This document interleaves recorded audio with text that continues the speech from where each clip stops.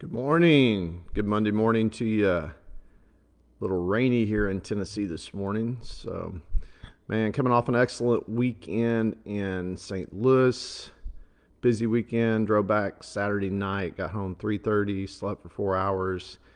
Got up 7:30. Went to church. Got a little work done yesterday afternoon because we got rain coming in this morning.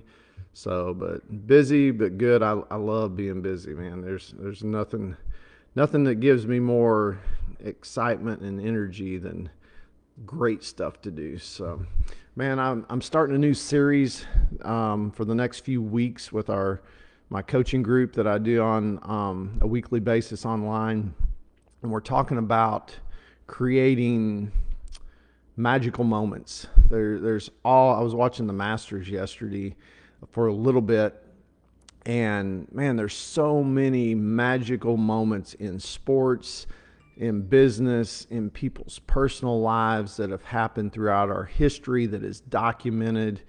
And we're gonna look at those from a not just physical standpoint. What did people do from a physical standpoint, but the perspective that went into that? Because a lot of times, you can go read books of people that's done stuff, and it really focuses on what they physically do. And a lot of times, just physically copying something that somebody else did is not the trick. That's not what creates the magic. The magic seems to be within the perspective of your beliefs and what you see in the things that you do.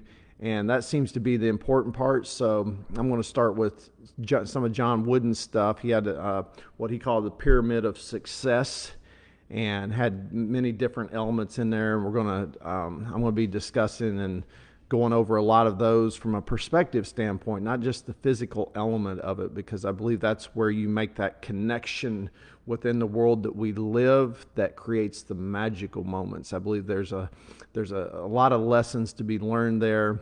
I mean, a lot of times I think we live in a world that we're so dependent on ourselves, we lose sight that there's this force outside of ourselves that this world's designed with. If you look outside right now, it's raining. There's not airplanes flying up in the air with buckets dropping water down. That's happening without any physical intervention whatsoever. So I think it's important for people to realize. I think it's important, that we understand that part of life. So the first thing I'm going to touch on, I'll give you a little bit of the word I'm really going to zero in on this week is peace. I think this is one that's very underestimated, one that's not talked about a lot, one that people don't really realize the power that's there. And for me, the last few years, the greatest thing I have gained as my faith has increased in myself, in my beliefs in God, and everything is a greater sense of peace. I'm not as stressed, I'm not as worried.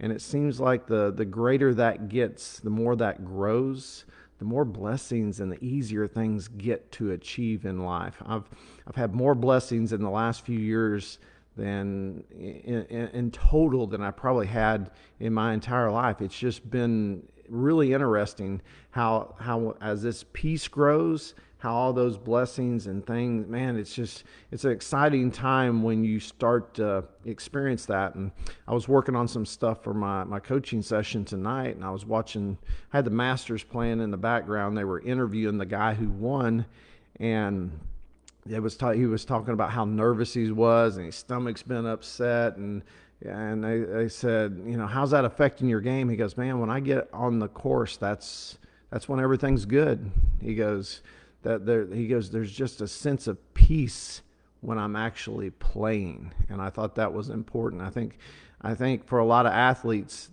as they're striving, and even business people and people in general, even if you're striving for something in your personal life, if you're really working to get somewhere or do something, a lot of times there's not a lot of peace in that.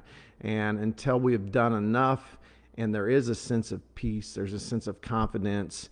A lot of the really good stuff it's like it's locked up. So, man, I hope this helps someone today. I am going to get after it here. I got a lot of stuff to do before my coaching session tonight. So If you guys need anything from me, feel free to reach out, text, send me a message. But you guys have an awesome Monday, and I will see you tomorrow morning.